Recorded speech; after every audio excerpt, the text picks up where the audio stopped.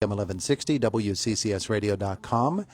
Brian Jones is with us, IUP professor, and our conversation with Brian brought to you by Marcus & Mack, voted best personal injury law firm in the Best of Indiana County contest. Marcus & Mack, a law firm representing injured people. If Brian Jones is in the studio, and it's the month of May, we must be talking about Footlight Players. We are. How about that? Footlight Players, well done. Yeah. Well, Footlight Players is such a great, long-standing tradition in Indiana. Yeah, County. 19th year now.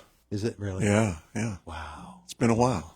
So Footlight Players, back and you know, through the pandemic, everybody was worrying about this event or that event. Would this take place or that? What are the kids going to do? Well, this is something for the kids to do, and they don't have to worry about stuff like that.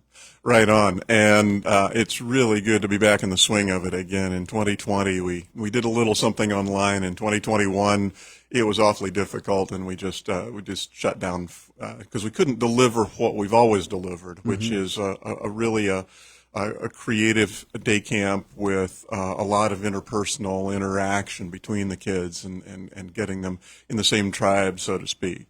And so last year we built back with the teens pretty successfully and did a musical theater review and a play, an Anne of Green Gables variation.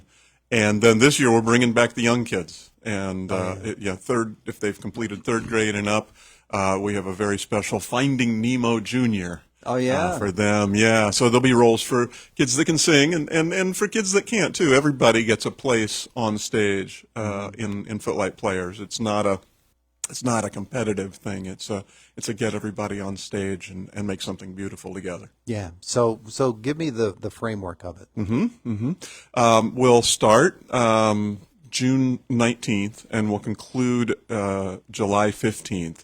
And it's a day camp from Monday through Friday. Kids come in at 9 o'clock, between 8:30 and 9, and head home after 4 o'clock. In that time that they're there, Monday through Friday, they'll spend half the day rehearsing their show and the other half the day doing workshops with our teaching artists. Mostly performance, but also some backstage crafts and some creativity building exercises as well.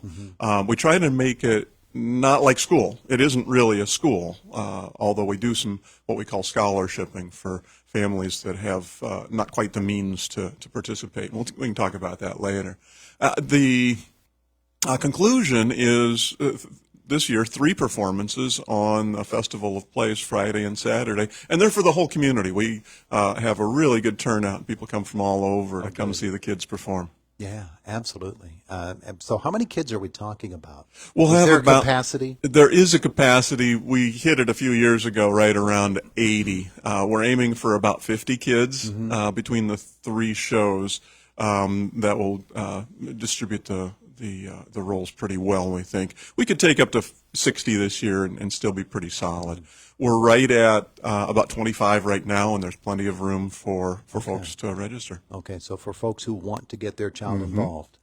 Well, the best way, the easiest way, if they can get online, is just to go to the website at IUP. It's iup.edu/theater/Footlight Players with a hyphen in the middle, Footlight Players with a hyphen in the middle. Okay. Now, they can also just call me. Now, don't call me this week because they've turned out the electricity to the building until Monday. But 724-357-2969, 357-2969. Or they can send me an email, brjones, Brian Richard, brjones at iup.edu.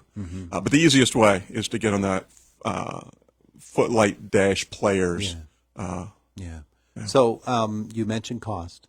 Yeah, it's a $700 or that comes out to what, $175 a week for the cost. That helps us pay our teaching artists, pay for the rights to things, and pay for royalties, that sort of thing, materials to make costumes, because we really do put on good shows, quality productions with scenery and lighting and costumes and all the stuff. There's a good deal of spectacle. For folks that find that a tough number to hit, we have with the local Kiwanis Club and with some other benefactors, including the Pennsylvania Council on the Arts.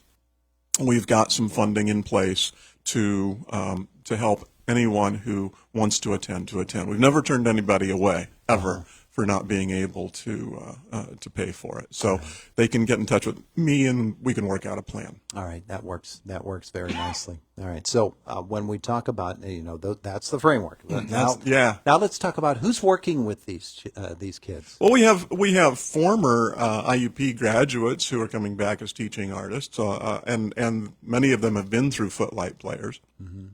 And they're out working professionally now. We have Sharon Camille, who's been a mainstay of Footlight Players for years, doing the teens musical, and she'll be back directing Legally Blonde this summer. Oh, okay. Yeah, and she's been our artistic director for quite some time. We have Amber Leach, who will be directing the Finding Nemo production. And Amber is a graduate of IUP and has gone on to Chicago. Been doing some work there, including some teaching, and is back in the region and will be directing for us.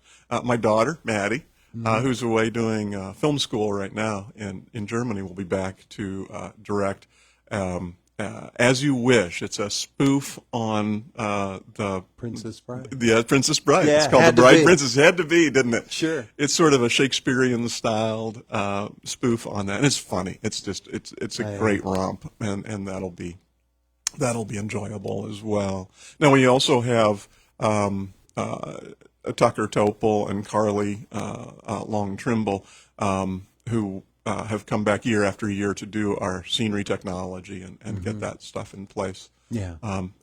That also brings into the view as well some of the things that the kids will be doing. Maybe somebody doesn't want to be an actor or doesn't want to be a singer, but wants to be on the other side of the production. And there's opportunity for that. I was wondering. And they can lean that way. We used to have a dedicated backstage version with its own camp counselor. And we're not quite built back to that point yet, but if a young person identifies themselves as somebody that wanting to do most of their work backstage, we can arrange for that. Yeah. We'll still ask them to participate in the performance workshops and things and work on their creative skills in a lot of different ways.